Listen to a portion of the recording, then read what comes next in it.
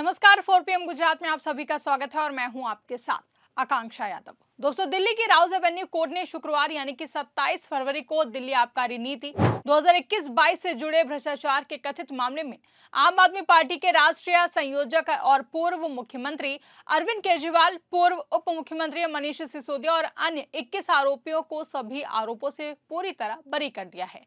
Special CBI जज जितेंद्र सिंह ने 598 पत्रों के विस्तृत आदेश में कहा कि सीबीआई की चार्जशीट में आरोपों को साबित करने लायक कोई भी ठोस सबूत नहीं है।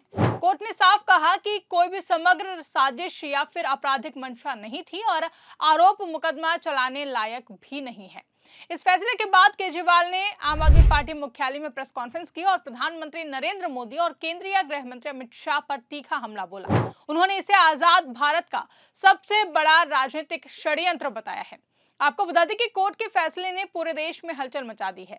ये फैसला सिर्फ केजरीवाल और सिसोदिया की राहत नहीं बल्कि आम आदमी पार्टी के लिए बड़ी जीत मानी जा रही है। कोर्ट ने सीबीआई की जांच को पूर्व नियोजित और कोरियोग्राफ्ड व्यायाम बताया है और जांच अधिकारी के खिलाफ विभागीय कार्रवाई की सिफारिश की है। सीबीआई ने तुरंत दिल्ली हाईकोर्ट में अपील दायर कर दी है, लेकिन फिलहाल आरोपियों को क्लीन चिट मिल गई है। प्रेस कॉन्फ्रेंस में केजरीवाल भावुक हो गए। उन्होंने कहा कि शराब घोटाला आम आदमी पार्टी को खत्म करने के लिए आजाद भारत का सबसे बड़ा राजनीतिक षड्यंत्र था। मैंने जीवन में केवल ईमानदारी कमाई है और आज कोर्ट ने भी कह दिया कि केजरीवाल कट्टर ईमानदार हैं। उन्होंने प्रधानमंत्री नरेंद्र मोदी और केंद्रीय गृह मंत्री अमित शाह पर आरोप लगाया कि दिल्ली की सत्ता हासिल करने के लिए उन्होंने ये साजिश रची है। उन्हें देश से माफी मांगनी चाहिए। कोर्ट ने केस चलाने योग्य भी नहीं माना है। केजरीवाल ने बताया कि भाजपा ने पिछले 4 साल से शराब घोटाला शब्द का इस्तेमाल करके आम आदमी पार्टी को बदनाम किया है। ईडी, सीबीआई और सभी एजेंसियों का दुरुपयोग किया गया है। चार्जशीट फाइल की गई है, लेकिन कोर्ट ने 600 पन्नों के आदेश में सारे सबूत और गवाहों के बयान देखने के बाद कहा कि मुकदमा चलाने लायक भी सामग्री नहीं है। अगर मुकदमा चलता तो 15 से 20 साल लगते, लेकिन कोर्ट ने कहा कि ये इतना टुच्चा, फर्जी और बेकार केस है कि मुकदमा भी नहीं चल सकता है। ये ऐतिहासिक आदेश है। आपको बता दें कि उन्होंने आगे कहा कि पूरा षड्यंत्र प्रधानमंत्री नरेंद्र मोदी और केंद्रीय गृह मंत्री अमित शाह ने मिलकर रचा है। आज उन दोनों को पूरे देश से माफी मांगनी चाहिए। केजरीवाल ने दावा किया कि भाजपा दिल्ली में आम आदमी पार्टी को चुनाव में नहीं हरा सकती थी, इसलिए ईमानदारी पर हमला किया है। जनता जानती है कि केजरीवाल ईमानदार हैं, इसलिए उन्होंने मेरी ईमानदारी पर चोट की। उन्होंने झूठ फैलाया कि केजरीवाल ने शराब घोटाला किया, 100 करोड़ खा लिए हैं। केजरीवाल ने अपनी जिंदगी का जिक्र करते हुए कहा कि मैंने जिंदगी में एक नया पैसा नहीं कमाया, केवल ईमानदारी और इज्जत कमाई है। उन्होंने कहा कि कोर्ट के आदेश से साबित हो गया है कि पूरी आम आदमी पार्टी कट्टर ईमानदार है। ये हम नहीं कह रहे हैं, कोर्ट ने कहा है। आज सत्ता की आंखों में आंख डालकर पत्रकारिता करना मुश्किल हो गया है। हम पर मुकदमों से लेकर चैनल को बंद करने का दबाव बनाया जा रहा है। मुश्किल दौर है, लेकिन हम हार नहीं मानेंगे। इसीलिए 4 PM को ज्यादा से ज्यादा ज्वाइन करें और स्वतंत्र पत्रकारिता को जिंदा रखने के लिए जितना हो सके हमारा आर्थिक सहयोग करें। उम्मीद है कि आपके सपोर्ट से ये जंग भी हम जीत जाएंगे। वहीं एक भावुक मोमेंट में केजरीवाल ने कहा कि मोदी के पास अब उनसे निपटने का एक ही तरीका बचा है, केजरीवाल का कत्ल करवाना। लेकिन उन्होंने ये भी कहा कि दूसरा तरीका भी है, अच्छे काम करना। मैंने 500 स्कूल बनवाए हैं, मोदी 5000 बनवाए। मैंने सड़कें ठीक की हैं, मोदी पूरे देश की सड़कें ठीक कर दें। मोहल्ला क्लिनिक बनाए हैं, मोदी 20,000 बनाए। उन्होंने दिल्ली की मौजूदा हालत का जिक्र किया और कहा कि टूटी सड़कें, बंद क्लिनिक, बढ़ता प्रदूषण, यमुना का बुरा हाल है। केजरीवाल ने परिवारों का दर्द भी बताया। उन्होंने कहा कि मेरी मां बहुत बीमार है, मनीष सिसोदिया की पत्नी को मल्टीपल स्क्लेरोसिस है, लेकिन उन्होंने कहा कि परिवार महत्वपूर्ण नहीं, दिल्ली के 3 करोड़ लोग महत्वपूर्ण हैं जो भाजपा शासन में भुगत रहे हैं। उन्होंने मोदी को चुनौती दी, दिल्ली में दोबारा चुनाव कराओ, अगर भाजपा को 10 से ज्यादा सीटें आई तो मैं राजनीति छोड़ दूंगा। अंत में उन्होंने कहा कि जेल से बाहर आने के बाद चुप क्यों रहे, क्योंकि मैं राजनेता नहीं हूं, मुझे बेईमानी करने पर फर्क पड़ता है। जब तक निर्दोष साबित नहीं होता चुप रहूंगा। आज बोझ उतर गया है। उन्होंने न्यायपालिका, वकीलों और पार्टी कार्यकर्ताओं का धन्यवाद किया है। कोर्ट ने अपने आदेश में साफ कहा कि कोई भी समग्र साजिश या फिर आपराधिक मंशा नहीं थी।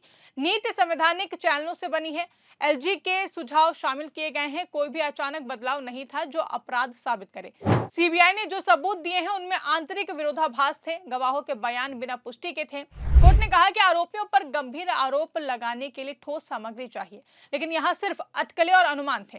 अप्रूवर यानी कि माफी पाने वाले गवाह के बयान बिना किसी स्वतंत्र पुष्टि के इस्तेमाल किए गए हैं, जो कि संवैधानिक सिद्धांतों का उल्लंघन है। कोर्ट ने जांच अधिकारियों के खिलाफ विभागीय कार्रवाई की सिफारिश की, क्योंकि बिना सबूत के आरोपी बनाया गया है। खासतौर पर केजरीवाल के खिलाफ सिर्फ एक गवाह का एक वाक्य था, कोई प्रत्यक्ष लिंक नहीं था। सिसोदिया या फिर अन्य पर भी कोई ठोस वित्तीय ट्रेल या फिर रिकवरी नहीं थी। कोर्ट ने कहा कि प्रोसिक्यूशन केस जांच में नहीं टिकता है, पॉलिसी में कोई भी हेराफेरी नहीं पाई गई है। ये फैसला 27 फरवरी को सुबह सुनाया गया और तुरंत आम आदमी पार्टी नेताओं ने जश्न मनाया। दिल्ली आबकारी नीति 2021-22 नवंबर 2021 में लागू हुई थी। इसमें लाइसेंस फीस बढ़ाई गई थी, जोन सिस्टम लागू किया गया था। जुलाई 2022 में नीति रद्द कर दी गई थी। वहीं सीएजी रिपोर्ट में अनियमितताओं का जिक्र हुआ था। अगस्त 2022 में सीबीआई ने एफआईआर दर्ज की। आरोप था कि नीति कुछ शराब कार्टेल को फायदा पहुंचाने के लिए बदली गई है। बदले में आम आदमी पार्टी को 100 करोड़ से ज्यादा रिश्वत मिली है, जो कि चुनाव खर्च में लगाई गई है। मनीष सिसोदिया फरवरी 2023 में गिरफ्तार हुए। केजरीवाल को मार्च 2024 में ईडी ने गिरफ्तार किया। कई बार समन टालने के बाद गिरफ्तारी हुई है। सुप्रीम कोर्ट ने जून 2024 में अंतरिम जमानत दी, फिर सितंबर 2024 में नियमित जमानत मिल गई। सीबीआई ने भी केस चलाया, जिसमें कुल 23 आरोपी थे। केजरीवाल, सिसोदिया, के कविता समेत अन्य लोग शामिल थे। ईडी का मनी लॉन्ड्रिंग केस अलग है, लेकिन सीबीआई केस में आज क्लीन चिट मिली है, जहां सीबीआई का दावा था कि पॉलिसी में बदलाव से कुछ कंपनियों को फायदा हुआ है, हवाला से पैसे ट्रांसफर हुए हैं। लेकिन कोर्ट ने पाया कि पक्की एंट्रियां ढीले कागजों पर थी, बुक में दर्ज नहीं थी, कोई कैश रिकवरी नहीं, तारीखें मेल नहीं खाती हैं, सबूत सिर्फ अटकलों पर टिके थे। आम आदमी पार्टी ने इसे प्रधानमंत्री नरेंद्र मोदी सरकार के मुंह पर तमाचा बताया है। पार्टी ने कहा कि ये आम आदमी पार्टी को खत्म करने की साजिश थी। कांग्रेस पर भी आरोप लगाया कि उसने शुरुआत की और भाजपा को सौंप दिया। आम आदमी पार्टी ने मीडिया के एक वर्ग पर भी झूठी खबरें चलाने का गंभीर आरोप लगाया है। भाजपा ने इसे न्याय का हनन बताया है। भाजपा नेता सुधांशु त्रिवेदी ने कहा कि ये तकनीकी मुद्दा है, कानूनी लड़ाई जारी रहेगी। भाजपा का कहना है कि सबूत थे, लेकिन कोर्ट ने नहीं माना है। उन्होंने कहा कि आम आदमी पार्टी की सरकार में भ्रष्टाचार हुआ था, जांच सही थी।